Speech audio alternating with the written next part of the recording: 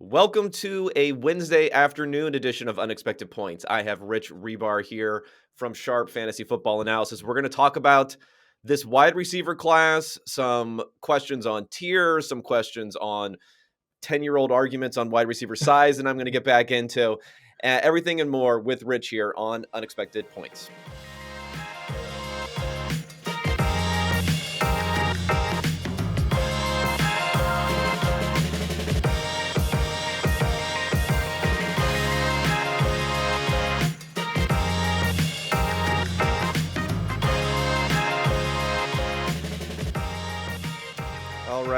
Alrighty, Rich, thank you for joining me. I mentioned earlier this week to people here that I was going to talk with JJ Zacharyson. He can't trust anyone, though, that can't get his internet connection going properly. So you were nice enough to jump in here, and I was going to have you on. I was going to ask you to come on at least to talk about running backs anyway, but I feel like this wide receiver class is a little bit more interesting, at least in terms of more elite depth, I would say. Well, let me just talk that first, maybe. What do you think about this class generally? Well, thanks for having me fill in. We did running backs last year. I know a lot of Yes. people are probably wanted JJ. It's like booking Dan Marino and you get Scott Mitchell, but I will try to fill in and matriculate us down the field to the end zone as best as we can. Scott Mitchell had a couple of good seasons Yeah, there. Let's not I, forget that. He I'm a had lefty too, so who was it? He had Herman Moore, and Perryman, not Brashad Perryman, but what was it? I can't remember his name right now. But anyway, they had a couple 1,000-yard it was Brett receivers. Perriman.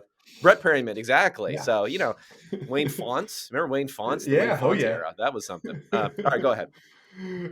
Yeah, I mean, I think that's what it is. When you look at this class from a top-down view, there might not be a like Jamar Chase, like 99th percentile type of objective, wide receiver, but I do think this wide receiver class does run a dozen, maybe a couple more, like of interesting prospects deep. And there's opportunities here, and especially when you pair it with what's transpired this NFL offseason with the wide receiver market and kind of how aggressive teams have moved in the direction of not just the trades. It's one thing if you pay Devontae Adams, Stephon Diggs, Tyreek Hill, but seeing a guy like Christian Kirk, be significantly more valued than a guy like J.C. Jackson or Carlton Davis, does that impact this class? And does we see like the NFL teams get more aggressive with wide receivers that maybe are in need here too as well? So there are some top-down angles here that are pretty intriguing about this class.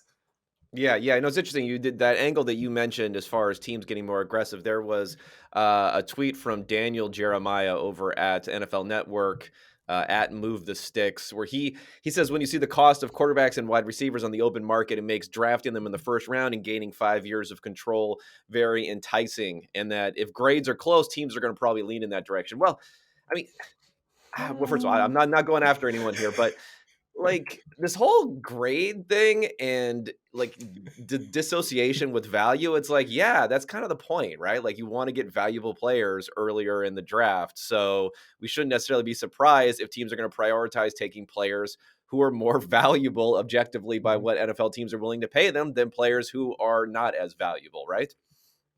Yeah, absolutely. I'm really curious too to see now. Does the fifth year option is how the relevance of it now that it's fully guaranteed? Especially the back end quarterbacks. It used to be like, oh yeah, slide into pick 30 or pick 31 or 32, and you can get a quarterback and have that leverage year. Now you don't have that anymore, and this is a great class to kind of test that theory out to see what happens with this quarterback class. But wide receivers, I mean, the fifth year option is still beneficial if you have an elite player. If it does get there, now we're seeing these guys. If you land an elite player, they're gonna bump their market up and get a new contract before we even get to that point. I'm sure we will see that with Justin Jefferson after this season, going into next year. His agent, now that they can negotiate after that third year, we're going to see them aggressively push for a new contract. So we'll see if the fifth year option is really that type of kind of influential as Daniel Jeremiah suggests it would be. But it is nice having, I guess, that one extra year of contractual negotiations to fall back on if it need be. Break class on those. Yeah. I mean, plus you can, when you do these extensions, I talked about this a little bit last week when I had Jim Sonis on here talking about quarterbacks and the fifth year option. When you're doing these extensions after year 3, for guys, although you don't necessarily see that happening all the time with wide receivers, but if you are, it's just nice to have these eye-popping numbers not start until after that fifth year option, because it's like de facto you're picking up the fifth year option as part of the negotiation. So even if you're paying someone this ridiculous amount, it's not like they're going straight into that new higher extension amount that gets reported immediately. You're rejiggering it over the course of a much lower fourth year number, a lower fifth year number, and so on going forward. Yeah, absolutely, and that's huge. That's where it's a little bit different at wide receiver than quarterback. Whereas like quarterback now, it's almost turned into like an extra franchise tag, right? Like like Yeah. Daniel Yeah. Jones is 22.4 million this year, so that's only going to continue to rise. But Kyler Murray, who's already made a Pro Bowl now, it's dead even. It's 29.7 million for the fifth year option, and that's the exact number for the franchise tag for quarterbacks right now too. So it's gonna be interesting to see how this plays out though with those positions. Yeah, yeah, and then you have the Darnold fiasco with his fifth year option that And now I'm sure. Baker. Yeah, yeah, yeah. Now Baker and everyone else going in there. So yeah, yeah. Although Baker, well, we'll see. I'm always a little bit surprised. I know you're out in the Cleveland area out there. You have some intel for us on Baker Mayfield, some inside sources. I don't. Everyone that like the teams we get to associate ourselves with, like Cleveland has their own like tight-lipped like analytical grouping here. So I don't really have any sources in the Cleveland, uh, the pool of the organization. But I can tell you it's very mixed here. The response of obviously acquiring a player like Deshaun Watson that he's going on, and a guy like Baker who like Clevelanders while they're so quarterback starved for the last 30 years. Baker is a guy like considering what he played through last year, like earned a lot of respect from a lot of fans, even though they want wins and they want good quarterback play. Like him playing through everything he played through did hold a lot of weight for the fan base still. Yeah, yeah. I mean, he had this interview that I don't know if you saw some of that trickling out about Mm-hmm. being disrespected and his penning his goodbye note to the fans before anything even had happened necessarily. It's one of those things where I feel like his personality, and this kind of goes for any type of personality, a quarterback really, but especially this type of personality is, if you're winning and you're doing well, people will just build in all of this, Mm-hmm. kind of nonsense about how it shows this or it shows that and the grit and the passion. And then when it's not going so well, people are kind of like, okay, you can just shut up now. Like we don't need to hear, we don't need to hear that type of stuff. Yeah, that's kind of what happened. And quarterbacks and the mentality of a quarterback to this point is that their psyches are a little fragile, anyways. Too they've been the man for a long time. I don't know if you saw that. Was it almost like a flag football video of Aaron Rodgers throwing that interception to that kid running him back the football? Oh, you No, got no, to I look didn't see that it. up. That just had absolutely incredible stuff. And Rodgers kind of throws the ball at him. Oh, it's amazing. Amazing stuff. Yeah, yeah. I mean, these guys are all psychos. That's why I think it's funny when they're doing these evaluations and the whole "Do you love football or not?" which I feel like is almost a euphemism for "Are you insane?" when it comes to like wanting to compete in this sort of way. I mean, not only in the competition stuff, but when it comes to a lot of these positions, like accepting the physical harm and thriving on that sort of stuff, it's almost like a reverse psychological evaluation. You don't want someone who's too well, I don't think necessarily, and too centered and too in a good place necessarily. You want someone who has a little bit of something going on. So yeah, I guess we'll see. We'll see. I haven't heard as much of the receiver class, though. Getting back to receivers, I haven't heard as much about the psychological evaluations here because these guys are just all divas, and we love it. Let's talk top of the class, though, because I always think it's pretty interesting to contrast fantasy versus what the mock draft industrial complex is kind of doing over there versus fantasy football, because I have a couple of observations. I want to see if you agree with this or not. Number one, I feel like the fantasy football community actually doesn't move as much, doesn't change as much of its opinions. I think even on the combine, which is weird because you'd figure we'd have the nerds in their basements like, oh, this is a 98th percentile, whatever sort of thing, and extrapolate this. But I feel like they don't move as much, even though every serious tape grinding film analyst will swear up and down that the combine doesn't matter that much and it doesn't affect them that much. I see a lot of movement based upon what's happening post combine, maybe even more in those sorts of areas. So that's number one. And number two, just the difference between like a good fantasy football player versus a good real life football player. When it comes to wide receivers, I see those as almost being the same thing. Mhm. Maybe there is a little bit more value of someone who's in the slot who's going to get a bunch of catches in Right. PPR or something like that versus not. But I don't see that big of a difference. What do you think about these my theories in both regards? Yeah, I'm curious if the combine impact is just some of the stuff we don't have privy to, like the knowledge that we're privy to, like whether it be like interviews or stuff that teams got to experience, and like word of mouth that like maybe some guys have some extra sources that us fantasy guys don't necessarily have. That stuff Well, is that what's yeah, that's probably moving. part of it. Is they Yeah. know they have more idea of where guys may be moving just generally, Hmm. so they're kind of building more of a knowledgeable projection based upon what teams are telling them, as opposed to maybe fantasy guys don't move off of that as much because they're not, talking to whoever at Team X about guys. Yeah, and a lot of fantasy guys, you'll see more post draft movement because a lot of us, factor in draft capital now to a number of things. So we might just be like in a wait and see mode on a guy like, say, like David Bell or something, right? Like, Yeah, if they're going to handle him like Tylan Wallace or Tyler Johnson, then it's real easy to move off, right? And then, but yeah. if he ends up in a top 100 pick, then we can hang on to like the Keenan Allen comps and stuff like that are generated.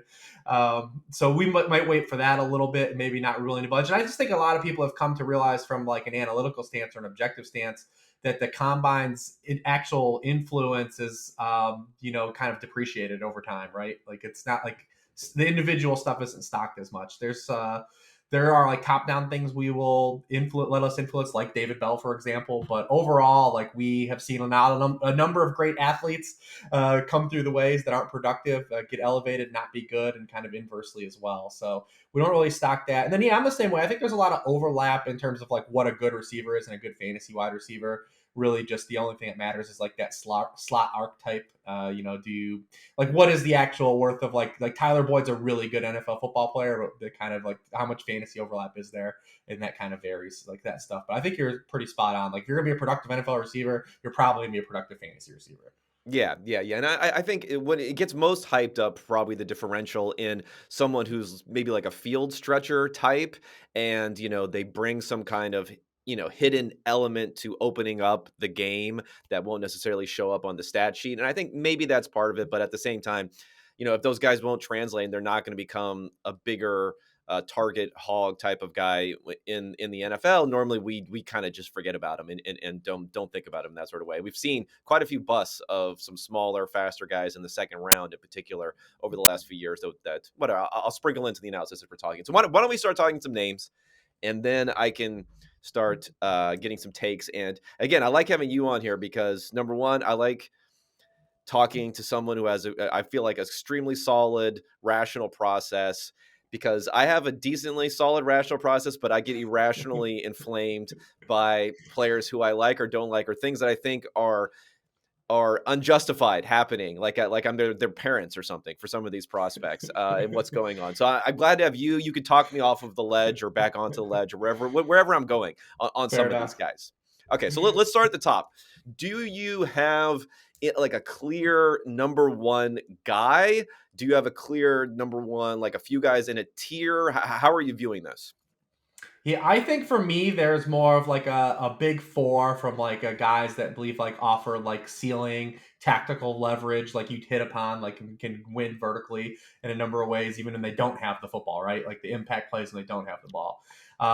And then adding like a fantasy element, I think like I would include a fifth guy in there as well. But I do think the margins between those guys are very tight. Like I said, like I don't really view any of these guys on the level of like a Jamar Chase last year, right? So I think it is tight. I think from a fantasy stance, it's really hard to differentiate if you have like a top five pick. I think you're gonna there'll be a lot of drafts that we look back 2 or 3 years from now and look back and be like, oh man, you landed on the landmine, or like I avoided the landmine guy that was there, because by all accounts, like all five of these guys that I have included into that bucket are going to be guys that are basically going to be selected probably in like the top 24 of the NFL draft. So I think the margins are really tight for the top of this class. Okay, okay. So who do you have at number one? Let's get into it. I have Treylon Burks from both a fantasy and like real football stance. I just think his ceiling provides the highest kind of apex range of outcomes in this class. I think you get the built-in insulation of him being really good with the football in his hands, and you can do that immediately in the NFL. I think he has really good underlying metrics that show if he does get a chance to play outside in the NFL, that he can win there a little bit more than maybe a Drake London, which we will talk about probably in a little bit too as well. He played in this Arkansas offense that ran a lot of like 3-by-1s. He played in the slot a lot. They were just trying to give him the football because the offense was so bad. But, on the small sample of where he did play against man coverage, he was against press coverage. He was isolated as an ISO wide receiver. He absolutely thrived and destroyed. So I do think that there's enough of a sample there to at least say, like, yeah, there's upside here as well. He comes with all these tools, and then he has this added upside of like, well, he did do this a little bit in the sample that he had versus a guy maybe like London did when he was in those situations as well. So I do believe that, maybe it's a small outcome, but I think of like Treylon Burks as like a Terrell Owens, like ceiling type of player. Granted, that's on the very apex range of outcomes. Don't jump off the deep end and say like, I just said he's the next TO. But I think that that's the type of player we're working with. Yeah. No, I mean, maybe in some ways it's unfortunate that we're in such agreement here because Burks, I don't know if it's the combine, him running, first of all, it's like running a 4.55 at 225 pounds is somehow like an indictment now at this point, which is just really strange. I mean, when you think about some of these guys like, I don't know, DeAndre Hopkins type or something like, I mean, they're running in the mid 4.5s, a Mike Evans, he's running in the mid 4.5s basically. And, Mike Evans is stacking guys on the NFL level, like consistently, as we saw from Burks, as you mentioned. So it was a little bit weird to see him just fall so much. And yeah, so in the comps that I got for him, and again, this is maybe going to come in somewhat to our size discussion, but just putting in, his weight, his 40. I also put vertical in there because that seems to be a little bit more important. I used his a little bit better vertical from his pro day, and then his career market shares of yards, touchdowns, his best season, yards per route run, and yards per reception, all in there. Like the guys who are showing up here are, Dez Bryant, DeAndre Hopkins, Alshon Jeffrey, AJ Green, Eric Decker, Demaryius Thomas. Like these are all like really, really good names. So I guess my question is, and you mentioning someone like T.O., right? So the first question I have talking about Burks is like the guys that I'm looking at, it goes back to 2006. That's what we have the data for. And you see this shift over the last several years of receivers getting lighter and lighter. We're now, this would be probably be the fourth straight year in a row where the average wide receiver size in the first round weight is going to be under 200 pounds. And it's been trending that direction for a while, despite the fact that we have Burks and London in there. We're still going to get low because you have these smaller guys in there. Are we thinking about things in an antiquated fashion? Maybe. I guess that would be my question. Is there something to maybe the archetype has shifted in a way? So I'm saying, oh, this guy looks like Dez Bryant. Well, maybe Dez Bryant wouldn't be Dez Bryant if he came out this year. Yeah, I mean, I think it has been trending that way for a while, but I think when the case of Burks is that, so what I believe is like the archetype that is kind of like a receiver to have kind of a red flag about is that like strictly perimeter clashing type wide receiver. We've seen those guys when they come with high draft capital particularly struggle outside of just the guys that are drafted only on 40 time. But Burks isn't that. Like you're getting like Burks is the projection for Burks is him actually winning more outside, right? Like that's the projection angle. What you're getting from Burks out of the box is already a player that comes in for his size, already having that built-in versatility. You can play him as a big slot. You can play him as a near the line of scrimmage player that you just get the football to. And I believe that opens him up for more like potential out of the box because you can do those things with him. And then obviously if this smaller sample of him like winning on the perimeter, winning its press coverage, like is actually something that blossoms at the next level, then you've got like the full package. I believe that when we look at like, because what's funny is the two big wide receivers in this class, Drake London and Burks, from a physical standpoint. Interesting enough, those guys were used in like a fashion as like smaller receivers in their offenses. I do believe that Burks is near the line of scrimmage ability is something that will be more sticky than London's though at the next level. He was like better at like yak per catch and stuff like that. Whereas London, I don't know if he's gonna get fed the amount of screens that he was at USC, which was basically by necessity as well. But it is interesting that you have these two old-fashioned prototypical big guys, but they were not used that way in college. And I actually think that helps them heading into the NFL outside of those guys that were just strictly stuck in the perimeter and have to win like, contested catch situations, stuff like that. Because that archetype the Laquan Treadwells, the Josh Doxsons, the Denzel Mimses, like that archetype has been really tricky to navigate in this midst of guys that are coming into the league, like you hinted upon, that have versatility, can play multiple positions, can get the ball in space. Because that's why, as the quarterback position, like we've got more competent quarterback play than ever. We're still hunting for a lot of elite quarterbacks. There's still a big thirst there, but the way that the game is opened up into speed and space and getting the football to players near the line of scrimmage has helped us have a lot more competent quarterback play. And, that's why that archetype, I believe, that old school throwback, like, contested catch X guy has really kind of not thrived recently. Yeah. Now, the knock that you're going to see on Burks most of the time, and you addressed this somewhat, is his ability as a route runner, the fact that he had so many of these quick targets and other things. An absolute fire take from mentioning JJ again, JJ Zacharias, and he had Alfredo Brown, who works with Football Guys, on his pod. With Tape Guy, Yeah. and he said that he thought Burks was gonna have like the career arc of Cordero Patterson and eventually be a running back, and that was just fire. That was the most fire thing that I've heard in a while there. Like, I did a literal spit take when I was listening on that one there, and I think with him and these concerns, and maybe this also plays into my irrational love for Matt Corral and why people get mad at him, because of the offense that he's running. But like, I like to think about these things sometimes in extreme. So like in an extreme fashion, if you had, let's even go back to like high school football. So if you had a dominant wide receiver in high school football, the rest of the receivers are not that great. Your quarterback's not that great.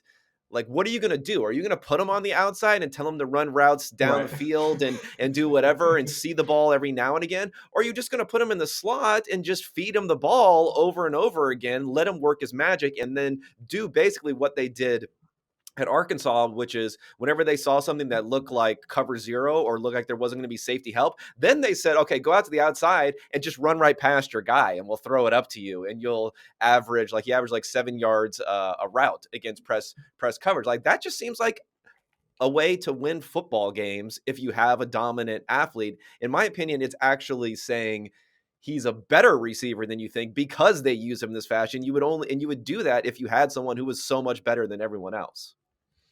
Yeah, I mean, that's kind of where I'm at. Like, you're getting that element of what we said is thriving in today's game already, with the added bonus. I also am kind of like enjoying this like mini dip on Burks because I think he's got a really good shot to avoid like maybe the potential landmine spots of the Jets, the Eagles. He might fall into one of these really good spots, like the Cardinals or like something like that. So I'm kind of enjoying this little dip because I still believe he's going to go in like that top 24-ish, like top 25-ish area.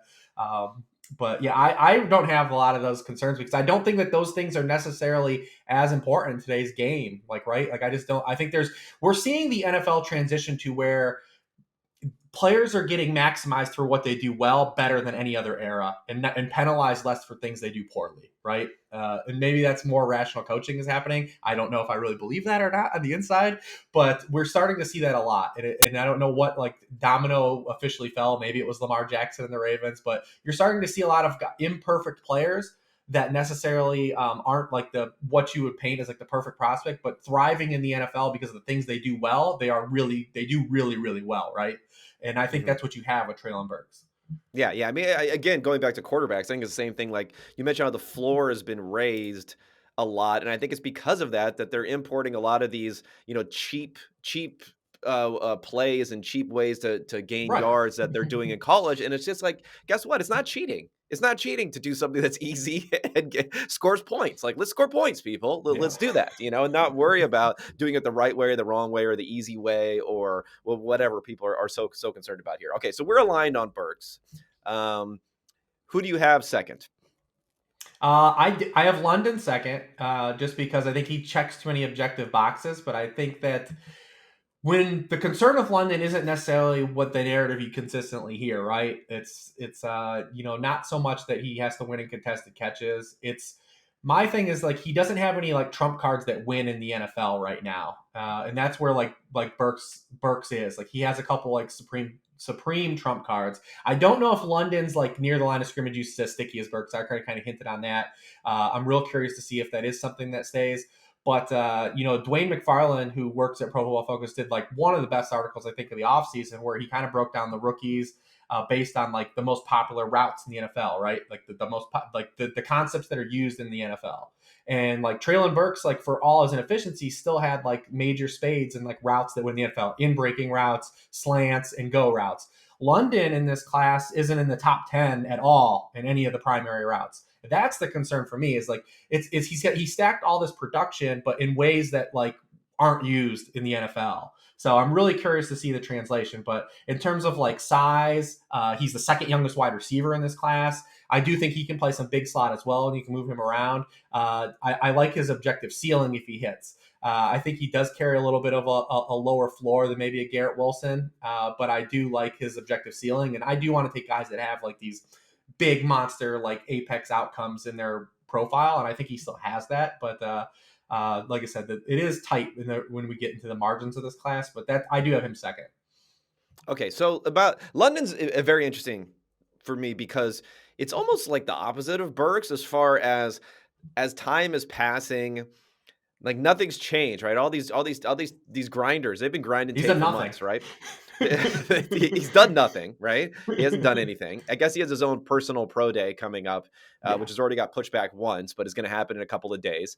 Everyone seems to suspect that he's not going to be that fast anyway. So I don't think him running, somewhere even between 4.55 and 4.6 is really going to matter that much for people anyway. But yet his stock seems to be rising, I guess. I don't know. He's number one on, I believe, in our big board for wide receivers. I've seen a lot of positive stuff about him. I think in the Grinding the Mocks website, which accumulates everyone there, I think he is a close second to Garrett Wilson in people's opinion there, and he's moving up. So, like, what are people seeing that he's doing that you're not necessarily seeing for why his game is going to be more translatable, I guess? Well, what's the devil's advocate case for why he should be above someone like Burks? I think just teams are looking at Burks. They're just really penalizing Burks for what he did, right? Like, I think the expectations for Burks is that he was going to be like a Demaryius Thomas type like athlete, right? And that didn't happen for people. So like it lowered the projection. Like it's easy to say like Burks is more of a project, right? Like we kind of hinted upon, like they want him to do all these other things. And it's easy to say that while that is packaged with like an elite athlete. But now it kind of lowers the projection, right? It's just like, well, we're working with maybe a guy that's not as significant. I don't believe that, but I'm just trying to put myself in the minds of people that have dinged him in that capacity. Whereas London's really done nothing, so he hasn't hurt any of his stock. Maybe at this pro day something happens, but like you said, people aren't expecting him to run fast. Where the expectation for Burks was maybe he would run fast, right? So it's getting extra counted against him.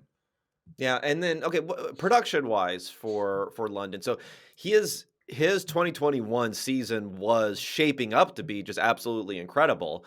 But he only played 8 games. So I'm a little bit ambivalent. I'm not quite sure, like, if I'm not giving him enough credit for that, or whether other people are just assuming that pace would have continued. Like, it would have just been like a linear sort of thing if he had played 12, 13 games or something like that. Because the last guy I can think of who didn't really have stellar production, I'm sure there are more. This is just going on memory here. Who didn't really have that stellar production and had an awesome like half season, and then was drafted pretty high. Is probably like Devontae Parker, had a pretty awesome like half season, which ended up all the wide receivers were kind of inflated in 2015 because of the fact that 2014 was just this ridiculously awesome class that ended up coming out with Evans and Beckham and everyone else that came out that year. What are your thoughts about his production profile and how we should be viewing him not having as much production early and having this better year than anyone, but only for 8 games?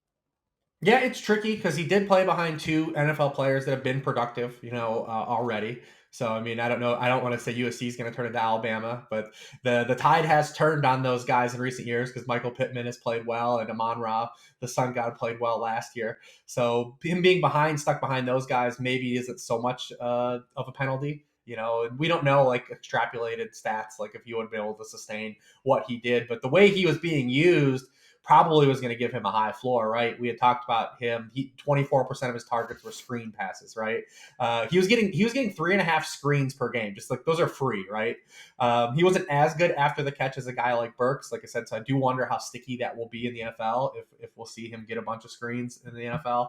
But we know that like teams are always enamored with that guy that could catch a 50-50 ball. It always has been that case. Sometimes that's a red flag for guys when it's the only thing you can do. I like to believe that he can do more of that, but we know when teams see that though, they kind of elevate those guys, right? We talked about Mims a little bit. We had Arthega Whiteside, and N'Keal Harry was a guy like that. And when you have a guy like Drake London who's basically winning 2/3 of its 50-50 balls, right? Like teams like overcompensate that, right? And what it translates to the NFL, do they not? Yeah, no, definitely. And I was trying to look at that sort of thing, specifically for Burks and for London, is figuring out like this. So what I ended up doing is I looked at their press coverage when they were facing press coverage and when they weren't facing press coverage, and then figuring out like how efficient they were on yards per route run, how their depth of target on those different types of plays, whether or not they were contested, and what percentage of the targets ended up being contested on those sorts of plays. What I found was interesting is that for Burks, I didn't really find much concern with the fact that he wasn't facing press coverage that often because he did so well against it.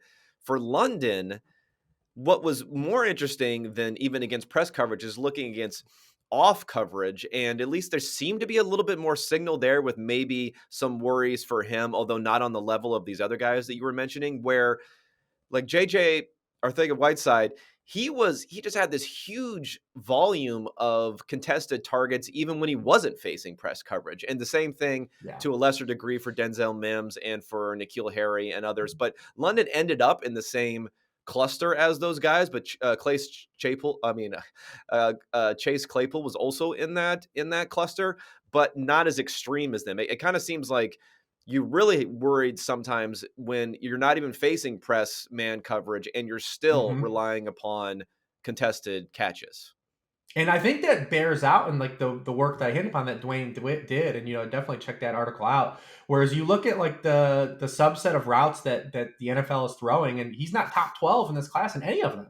The Yeah. highest he finishes is 12th in hitch routes in terms of yards per route run in this draft class. And I think that all those things we talked about kind of bear out in that. To me, that's the thing that like no one's focusing on in the because there's like a holy war of Drake London going on in like the analytical field crowd right now, Yeah. and how valuable contested catches are. But to me, I want to see like what ways do you guys win that are translatable to what NFL teams are doing, right? And to me, London doesn't have a lot of that in his profile right now. And that to me is the biggest red flag. It's not him winning 50-50 balls or how much screens he had and how sticky they are. It's the way that the routes the NFL is using and the concepts they're using. He doesn't really stack up a lot to this class. It's a lot of projection. Okay. So if we just said a lot of negative stuff about the guy you have ranked number 2, right? Yeah, yeah. Right. Versus Well, because the versus things that matter, and you've done a lot of work with this too, yeah. but the things that like objectively have mattered are, age, declare status, market share, dominate, all these things. Like he still checks all those boxes, even after all the things we said. He checks all those boxes, like we still kind of look for. Yeah. Well, what about age versus declare status? Because unless I have my numbers wrong, Burks is like a year older than he should be, it Mm-hmm. seems like. Does that matter to you? I mean, the work I've done in the past has shown that declare status matters a lot more. Like, Yeah. how you produce based on eligibility. So to me, that matters a lot more. And I've done some work at Sharp Football Analysis, a bunch of articles on this before too. I'm curious to see how muddy it gets over this period that the extra year that was granted to everybody. Like Chris Olave now does he get extra penalized for playing an extra year? We'll probably get there on that. Because we have a number of players that did, because we had like a half season for guys, like last year, and then everyone got to come back. I mean, if that didn't exist, Kenny Pickett might not even be drafted right now. So I don't know.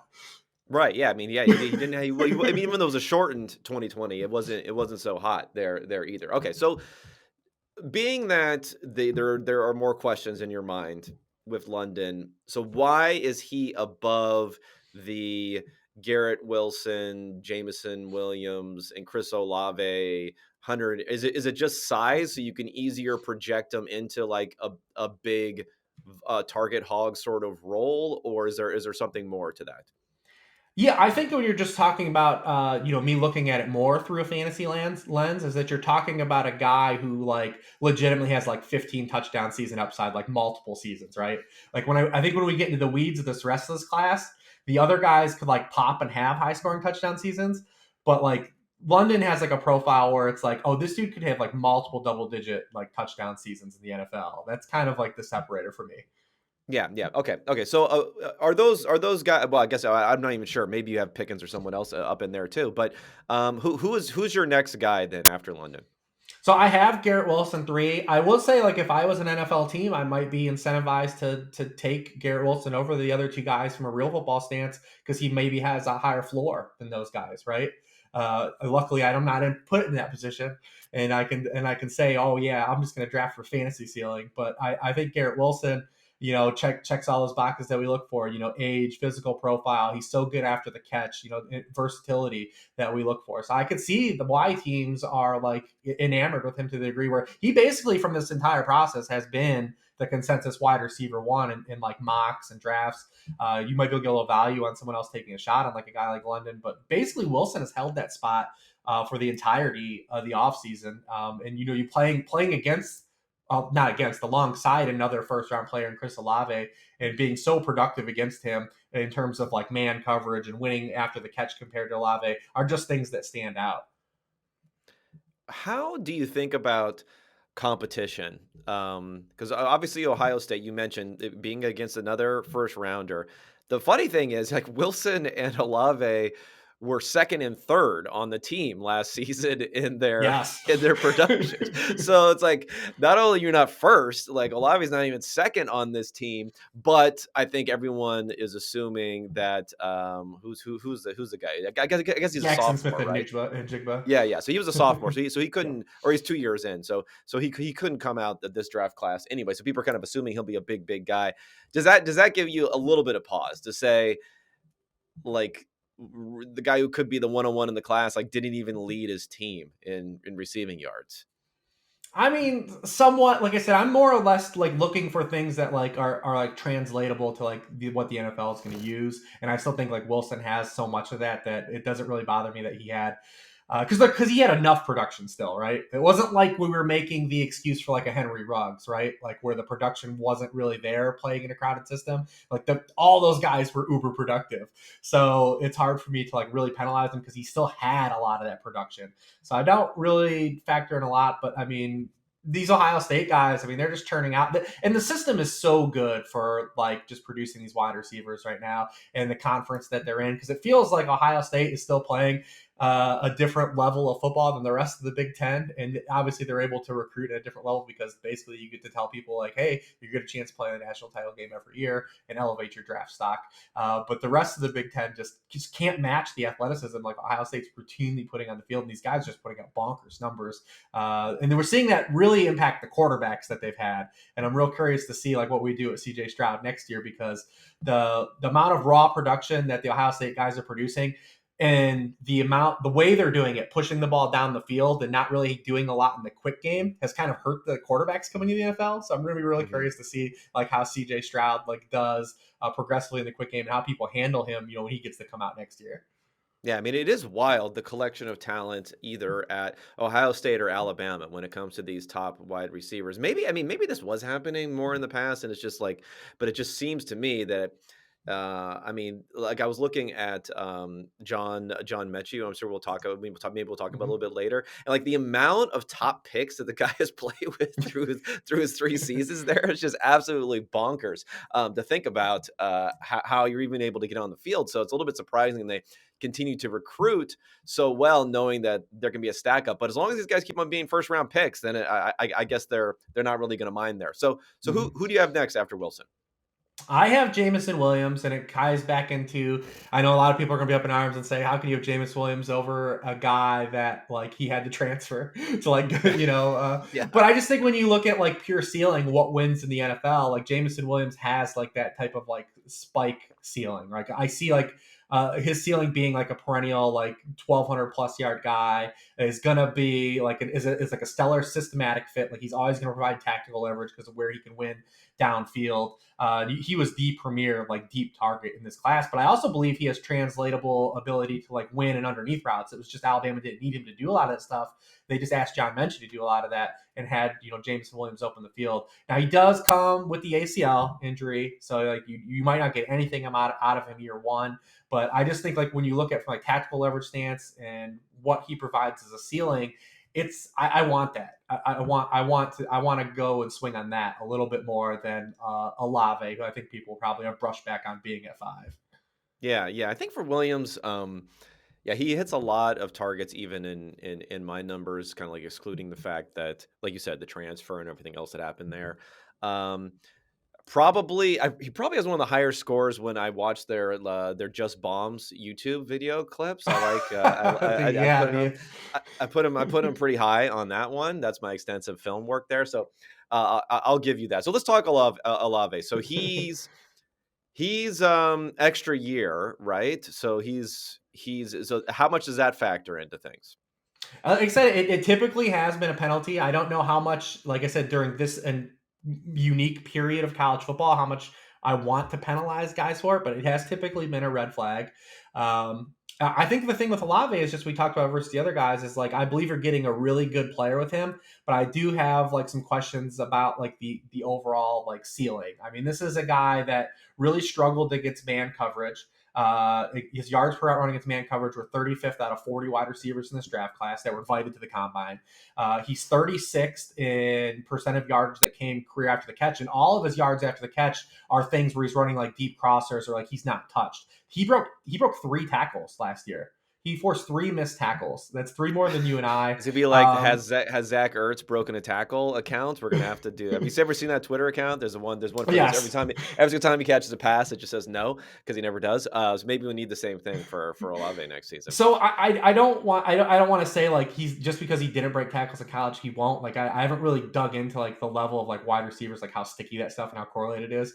But I do think that like he could be a guy that like always gets you like 900 plus yards, but maybe just doesn't have the ceiling as the other guys, right? So I think you're getting a really good player, but I just think the other 3 guys provide a lot more like apex trajectory than he does.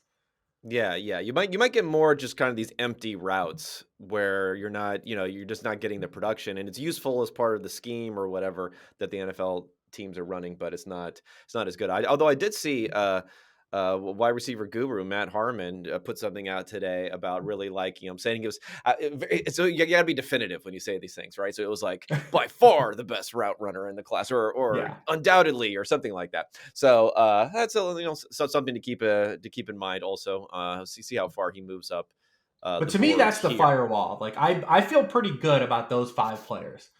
Okay, so those are the 5 there, and then as we start to creep into some of these other guys, I will mention just quickly because I put together some. I was just looking about this whole trend because we have our 2 segments of bigger guys and smaller guys. So I was looking at guys in these last 3 draft classes where they've all been on average, they've all been under 200 pounds from Mm-hmm. 2019 to 2021. So the guys, I've looked at guys who were under 190 pounds that were drafted in the first couple of rounds, and then guys who were 210 or higher, right? And the second round in particular, it's like a bloodbath of guys doing nothing that are under 190 pounds. You have Andy Mm-hmm. Isabella, Tutu Atwell, Dwayne Eskridge. I mean, who knows? This is recent, so he could turn into something. McCole Hardman, Rondale Moore, KJ Hamler. And then as you get to the top of the second round, it's Mm. Elijah Moore. But even in the later first round, or middle first round, Ruggs, Marquise Brown, Rashad Bateman, we will see about him. And then for top 10 picks, Waddle and Devontae Smith, they're doing pretty well. But again, these guys are like top 10 picks. For guys who were over 210 pounds, the only first round pick is N'Keal Harry at 32, right? So he's at the very end of the round. But then in the second round, T. Higgins, Michael Pittman, Debo DK. Samuel, Laviska Shenault, Chase Claypool, A.J. Brown, J.J. Arcega-Whiteside, they don't all hit, and Yeah, DK DK. Metcalf. So it's kind of weird to me, like how much better those guys have been when you figure the NFL should have a size bias in the other direction. Yeah, Cortland Sutton as well, I think was in that Yeah. mix.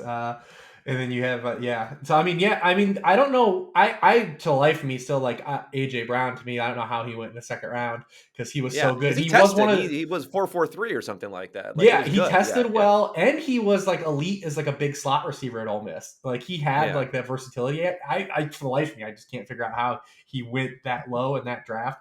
DK, remember he had a couple injuries, but like DK got penalized for the stuff that like we talked about. Like they were focused on what he couldn't do, but the things he did well were so translatable to the NFL that's what he came Hmm. out and was good at, right? Like Yeah, yeah. so yeah, it is interesting though that you see like the where people are almost double counting it, right? Like from like the size, like you would say like the size is getting impacted based on the overall performance of these guys, but it's from a draft capital stance that's not the case, right? Like the small guys that are getting drafted high are still largely fine.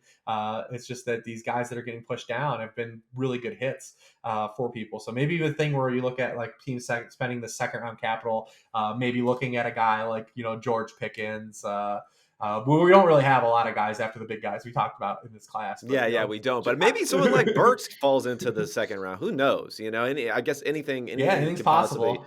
could possibly happen here. So okay, let's talk about the next tier of guys now that we're out of those top names, the names that are most commonly associated with the first round. There's some others who are mocked into the first round occasionally. Who do you have next?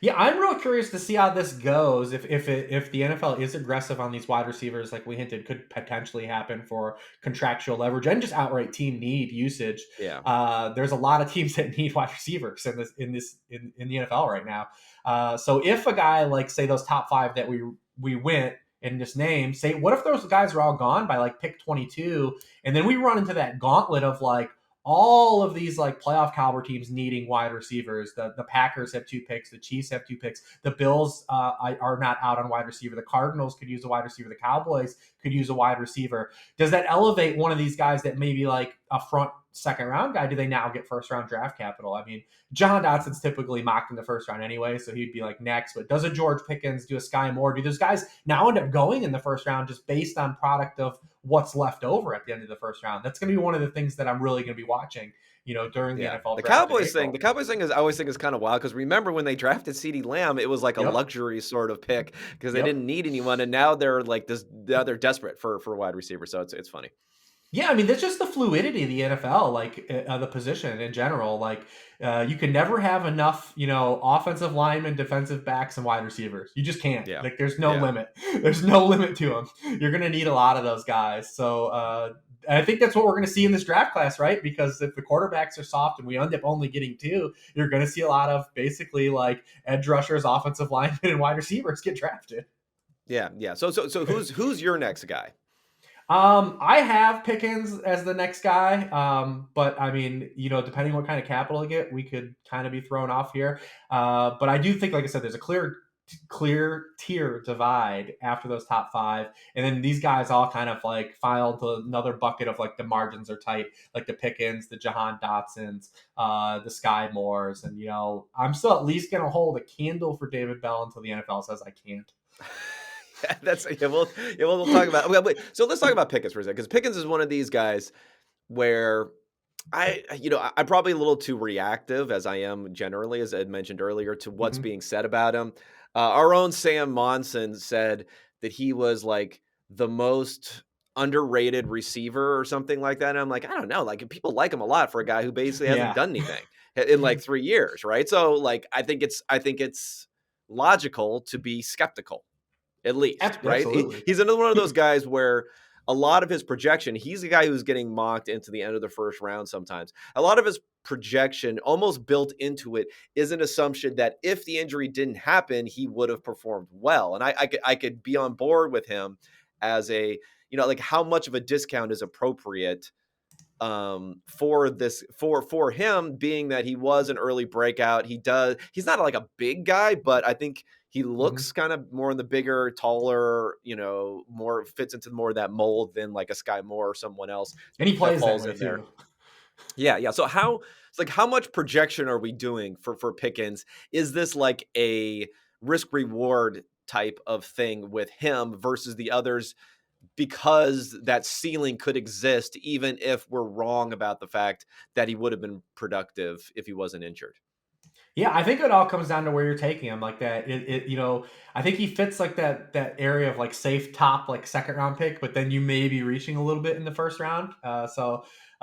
You're paying a premium on things we didn't get. But I've always been one of these guys that always looks at like where players were handled in like in the Devi community, like when they were in college, and like where their projection was at that time. And I love buying discounts on these guys. Juju Smith-Schuster was like that. Like everybody loved Juju Smith-Schuster coming out of high school, and everyone loved the start of his career. And then he ends up falling based on the final season that he has at USC. Justin Herbert was like that as well. So I always like these types of guys that like maybe just didn't either live up to the billing that they had, or kind of either had an injury or fall down.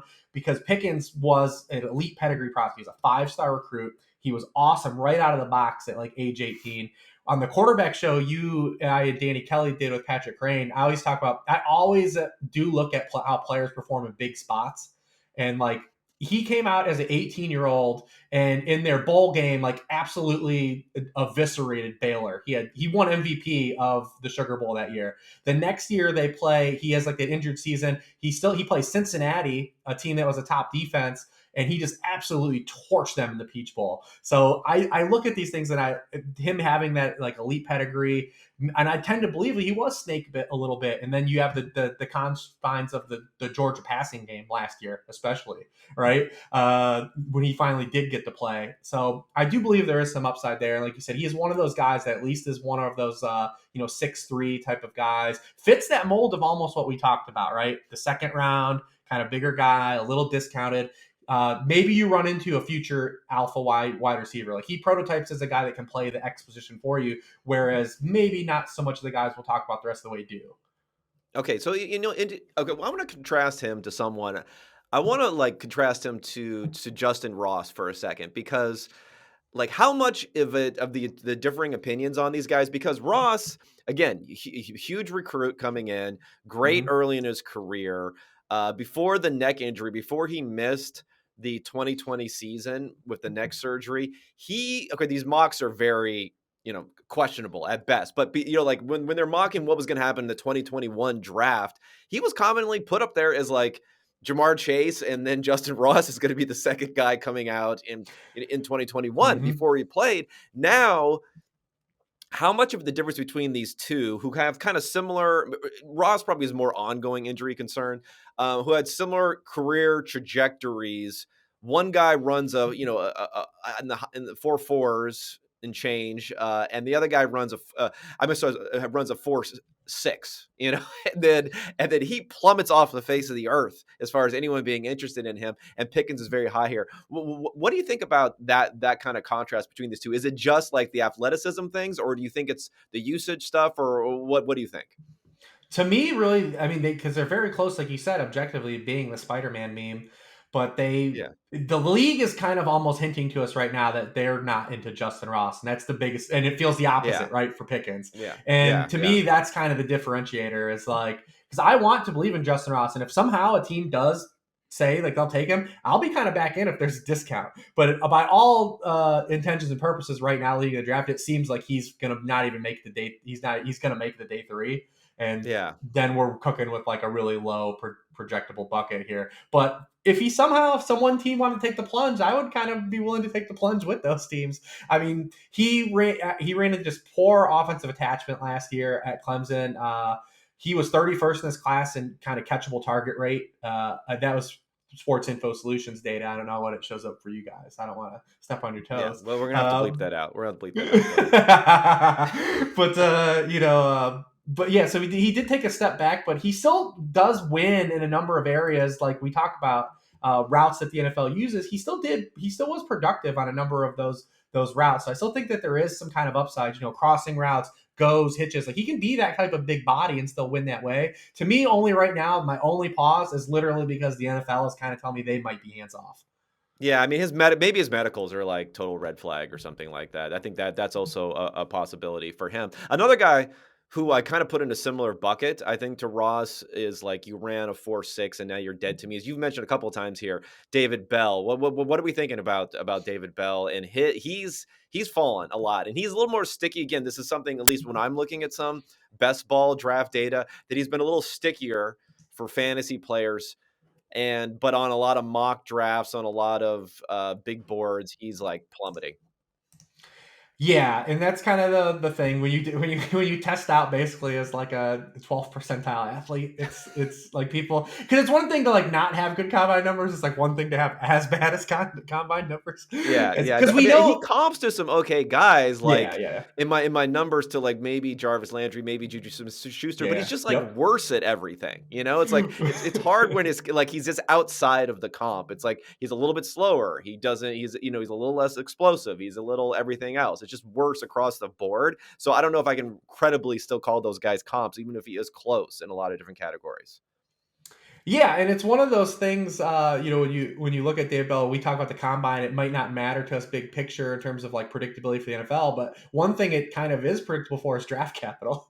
So we know that the Yeah. NFL still does it. Like when Tyquan Thornton goes over David Bell, like what are we gonna do? Yeah. But he's a guy though that like he was awesome as a 19-year-old playing, with Purdue. He didn't play as much with Rondale Moore because Rondale Moore was off the field so much. Yeah. But immediately came in and produced. He was really good against man coverage, but he does one of those guys that does. This is one of these things that we're going to double count, right? Because he does win a lot of contested catches, but he torches man coverage, but he has to consistently win in contested catch situations. So him not testing well is almost like, well, we kind of knew that, but to the degree maybe we didn't. We were just hoping for a little better. To me, again, that's just, we circle back to it. It's just like how much does a team really believe and willing to take on maybe the non-ceiling aspect of a David Bell versus like what he could provide as a floor. Because like I said, the guys like Tylan Wallace and Tyler Johnson, who also had very similar careers on the field, ended up falling with lower draft capital than kind of I think a lot of fantasy people thought they would have, from their models would suggest that they had. So we're going to see how bullish teams are on him because he wasn't a guy that produced a lot of explosive plays.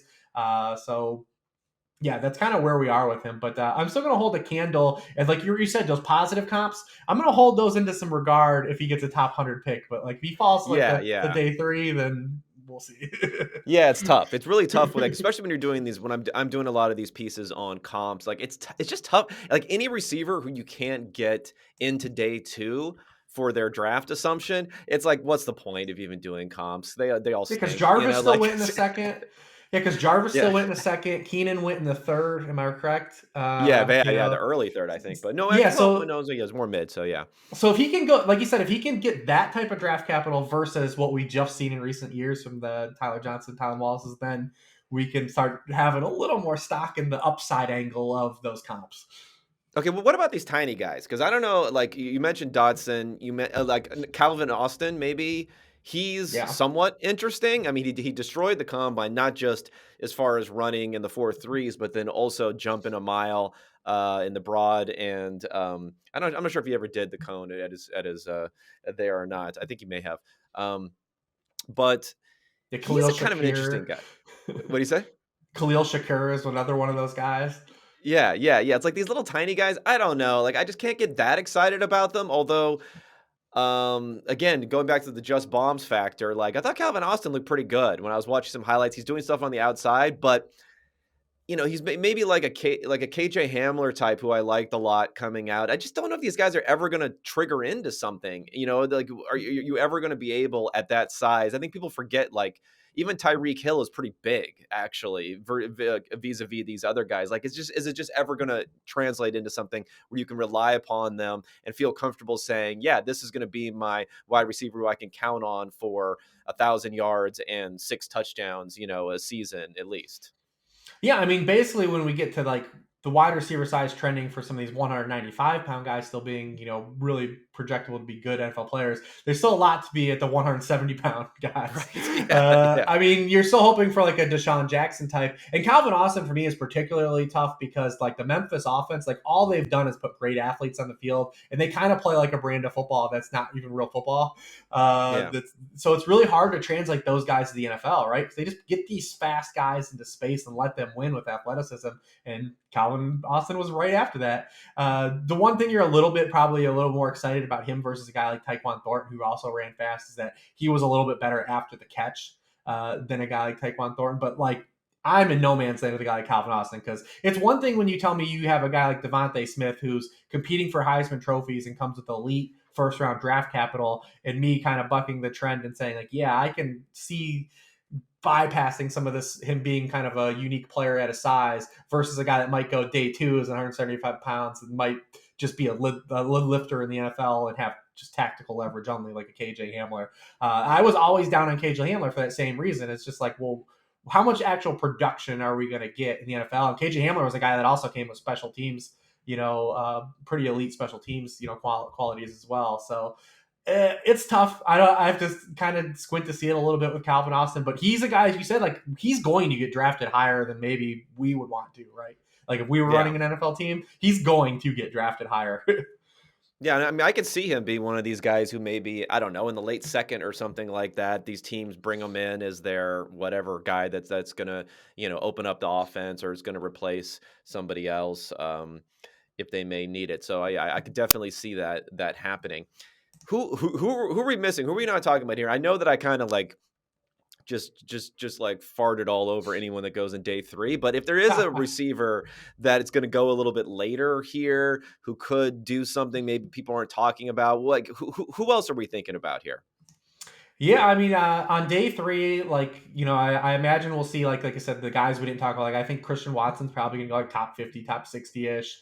What about Watson? Yeah, let's that's a guy that we should probably Skyy talk Moore about. too. Skyy Moore's going to go. Oh, Skyy Moore's like, this is a funny. Skyy Moore was one that PFF had rated very high before the combine, like much higher than almost anyone else, and now everyone's loving him. How do you think about like?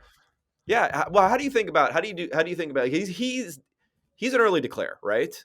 Yeah, So and early declare non-power 5 guys are pretty rare. Right, because even especially like guys that get drafted highly.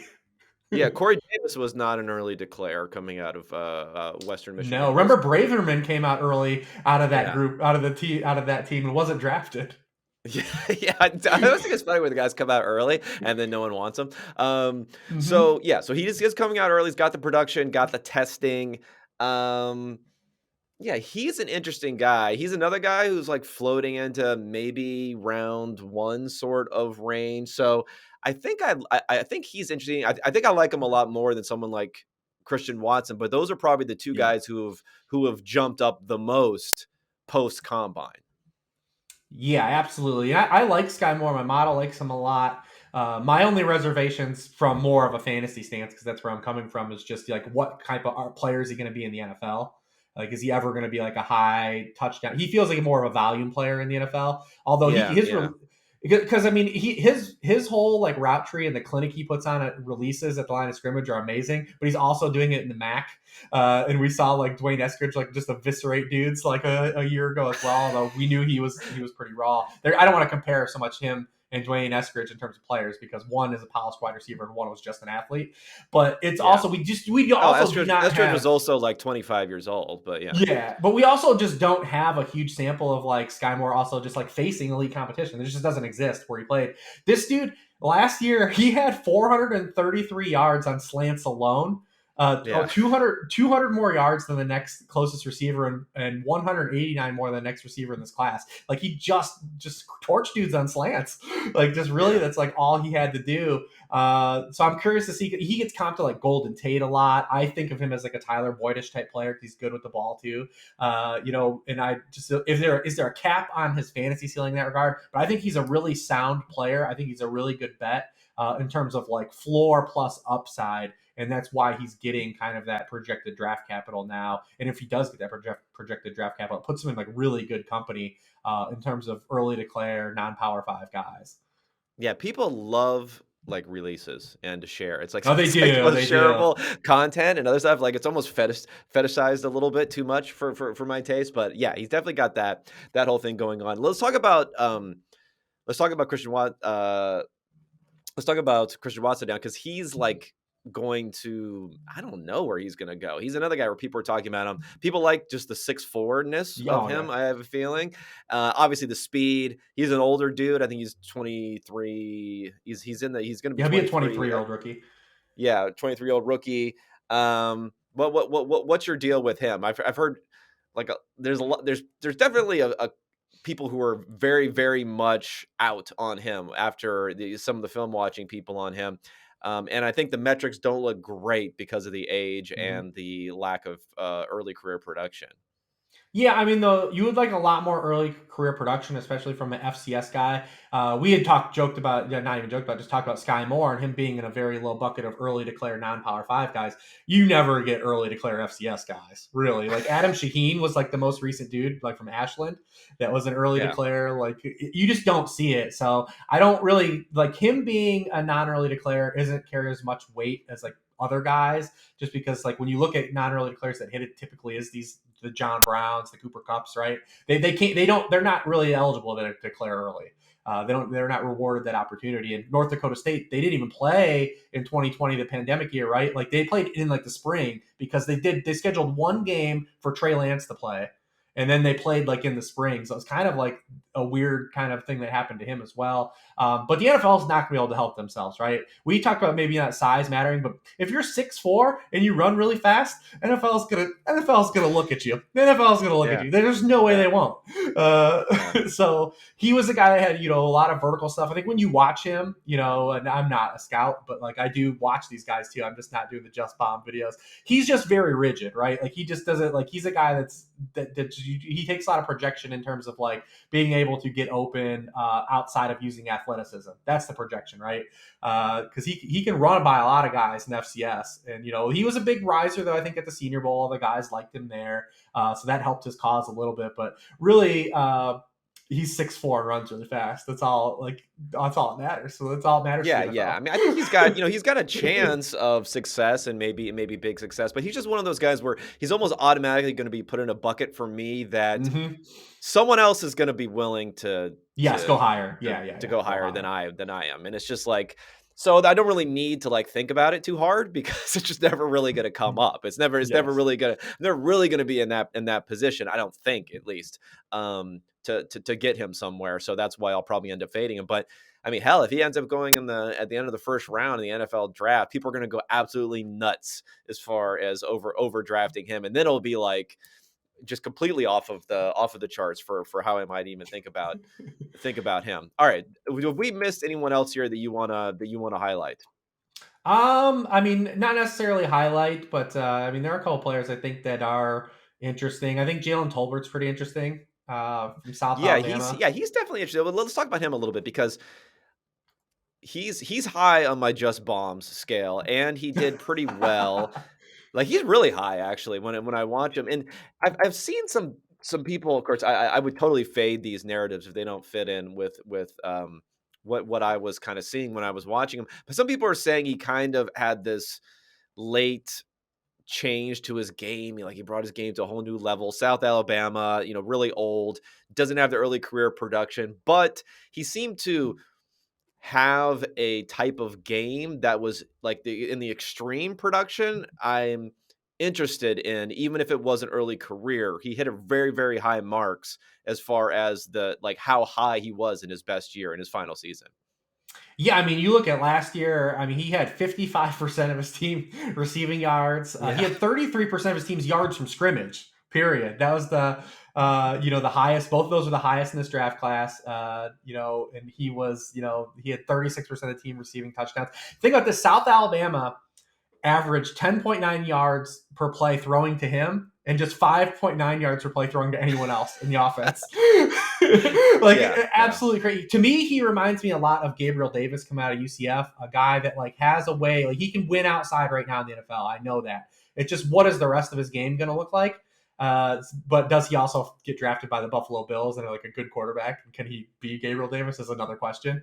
But he gives me a lot of those same Gabriel Davis vibes. Where like he probably won't be a second rounder, but he could sneak into day 3, maybe the top of day 4, and be a guy that consistently can just win in the vertical game for you, and be a guy that can at least soak up some of those targets. And if you get any of the rest of the game to round out, you've got kind of something to work with there. But only Jameson Williams had more yards than him on targets over 30 yards downfield last year. He led the class in targets of 20 plus yards. He led him in catches. So he is a guy I think that is pretty interesting in terms of being able to get you to play that flanker role, get you some downfield targets. on day 3 that is kind of serviceable there. And then maybe you get a little bit more if the rest of his game rounds out.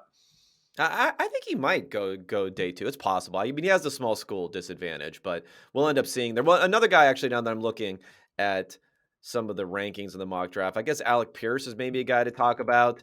He's a guy where when I've watched him, I'm like, oh, he does some decent things as far as like he's explosive, like going down the field sometimes.